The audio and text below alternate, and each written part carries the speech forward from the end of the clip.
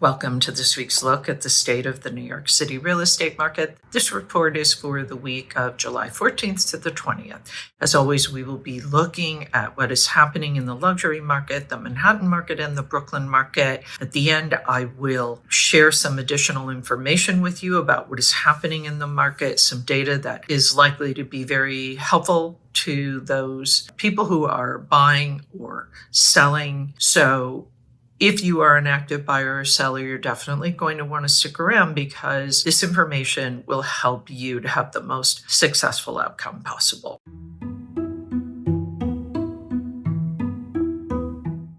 Okay, we're going to get started now with the luxury market. There were 29 contracts signed in the luxury market. These are for properties priced at $4 million and above. That is 10 more contracts than the previous week. The number one contract was 42 at 200 Amsterdam Avenue, was asking $21 million. This is a new condo unit and it occupies the entire 42nd floor. Has almost 4,700 square feet, includes 4 bedrooms and 4.5 bathrooms. The living room, dining room, foyer, study, primary bedroom, and the third bedroom all span over 100 feet overlooking Central Park. It also has city and Hudson River views. The amenities in this building include a fitness center, a 75-foot saltwater pool, and a yoga and a Pilates studio, golf simulator, meditation room,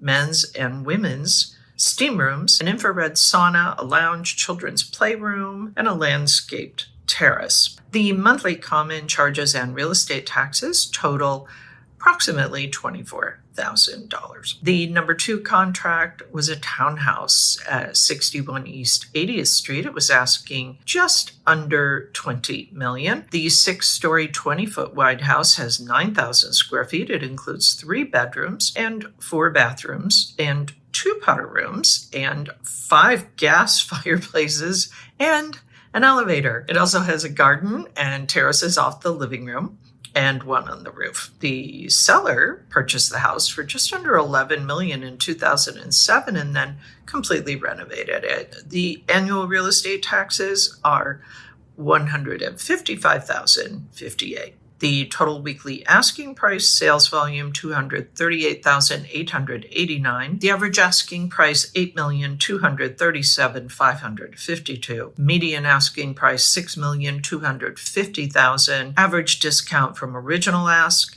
to last asking price, 5%, and the average days on market, 511. That's it for the luxury report. Nice bounce back with 10 more contracts than the previous week. Continue to see a strong showing in the luxury market. Not much is changing in that part of the market. We're going to move on now, though, to Manhattan and Brooklyn, where we are seeing signs of change. If you have questions, post them below or reach out to me directly at Sotheby's.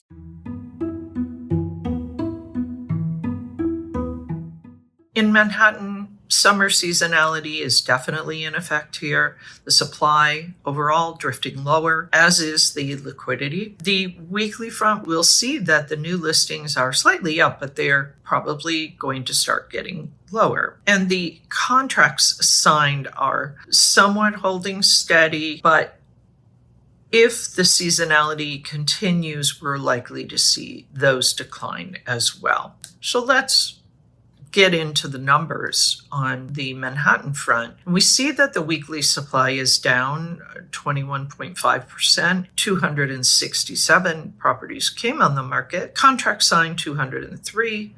That is down almost 10%. Off market 221. That is up almost 9%. The monthly supply, 1,063, is down a little over 30%. Contract signed 902, down almost 12%. The off-market properties, 854, that is up almost 32%. Again, this is a bit of a reflection of seasonality, right?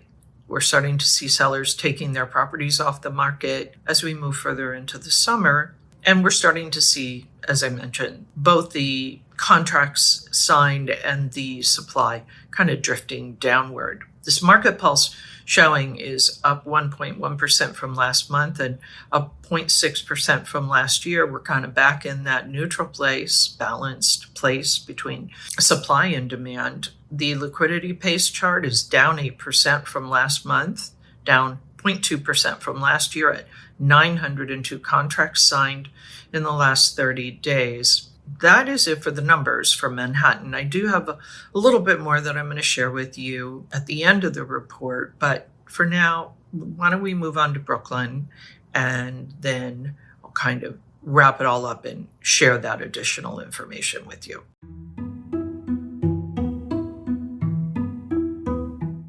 Brooklyn is essentially the same story. However, we did see the supply for the week tick up a little bit. The liquidity made an even larger tick down, however. This brings kind of questions of market conditions and the dynamics of this market if these things hold. Overall, we can say that we are seeing signs of seasonality in Brooklyn as well, just perhaps a little more signs of life in Brooklyn than in Manhattan. If we look at that weekly supply, it was down slightly, a little over 6% at 193. The contract signed up 25% at 125. Off market 76, that is down almost 11%. The supply for the month is down about 25%, 703. Contract signed 502, down 25%. Off market 359, that is up a little over 50%.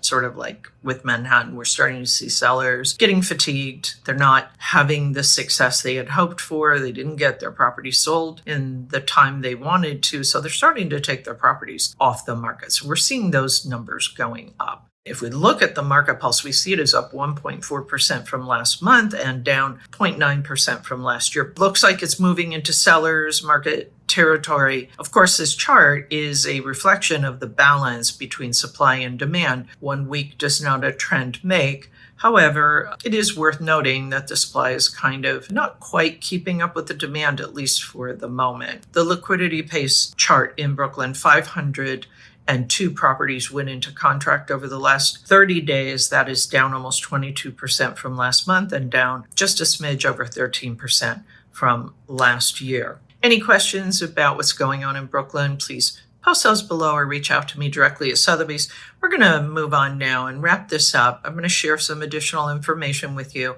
as well as strategies for success. As I mentioned, there were 29 contracts signed in the luxury market, 10 more than the previous week. 6 of those were at the trophy level, priced at $10 million and above. 20 were condos, 5 were co-ops, and 4 were townhouses. 16 were uptown and 13 were downtown. For the Manhattan and Brooklyn markets, we see the supply in Manhattan, 6,708. In Brooklyn, 3,480. Pending sales in Manhattan, 3,443. Brooklyn, 2,189. The off-market properties, 3,612. Brooklyn, 1,719. The average days on market in Manhattan, 65, and in Brooklyn, 47. And as I mentioned, this liquidity pace chart, the 30-day moving window of contract signed, Manhattan, 902.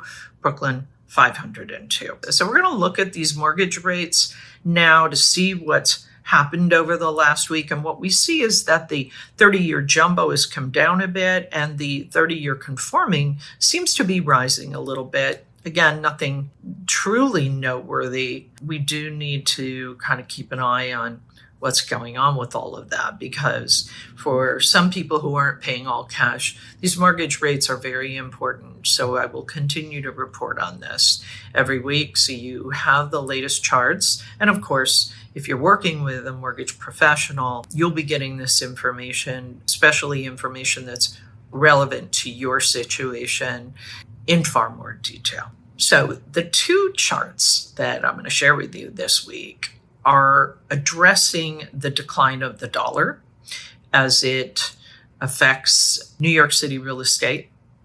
And we are seeing that for some foreign investors, particularly those in Europe, may be getting a price cut before they even start negotiating.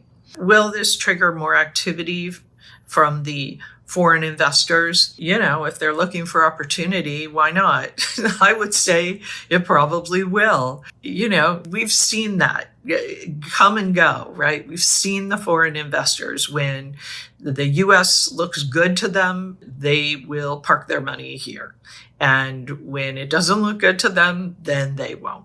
So I don't know. I've been doing this a long time and been through a lot of different market cycles. And yeah, that could be good from the standpoint of having more buyers in the market. This could be the start of a cycle that does encourage foreign investors to purchase real estate here in New York City. I will keep reporting on this, so you will be informed as we move along in the coming months. We shall see. What does this all mean? If you are an active seller in this market, I would really encourage you to look at where you're at. Are you getting the traffic that you want? Are you getting the buyers that you want coming through your door and making offers? If you are, fantastic. Work with those buyers. Try to get your deal done. Try to find some ground that works for you and for your buyer. However, if you are not getting the traffic that you want and need to get those offers, you should be looking at adjusting your price. I would do it sooner rather than later. We are almost in August. Unless you just want to take your property off the market, take a break, see what happens in the fall. Maybe it'll come back on, maybe you won't. But if you want to get your property sold in this summer market, adjust your price if you are not getting the action that you want and need. And if you're getting feedback about other things that the buyers are saying they have concerns about or they think should be addressed, then if it's in your power, address them. Take care of those things. If you're getting feedback about things you can't control, well, that is a different story. But try to do everything you can. If you want to get your property sold now, try to do everything you can to make that happen. If you have any questions about what I mean by all of that, of course, you can reach out to me at Sotheby's. You can post your questions below. I'm always happy to answer any questions that you have about your real estate situation or what you're thinking about doing, what you're wondering if you should do. I can definitely help you. Buyers, this is a really interesting time for you. There is inventory. There's not a whole lot of new inventory coming on. However, if you see something that you like, you really might want to see if you can try to get a deal done this summer, because good chance the sellers that are on the market right now are serious and they want to make a deal. So I would encourage you to think of this as a good opportunity for you. Good opportunities for buyers in the New York City market don't come along every day. So take advantage of what's happening right now. In the fall, as we move into the fall, let's say by the end of September, we'll be getting more inventory. All that inventory will be new. Sellers are not going to be as negotiable. You will have more buyers in the market. You'll have more competition, essentially, and less negotiability, likely. So those are my thoughts for buyers and sellers in this market. Buyers, I offer you the same. If you have questions about your particular circumstance, feel free to reach out to me at Sotheby's, or you can post your questions below. I'm always happy to answer them. That is it for this week's look at the state of the New York City real estate market. As always, my thanks to the Olshan Luxury Report and to Urban Digs. The work they do helps me to help you to make great decisions. I'll be back next week with the very latest news on what's happening in the New York City real estate market. In the meantime, take care.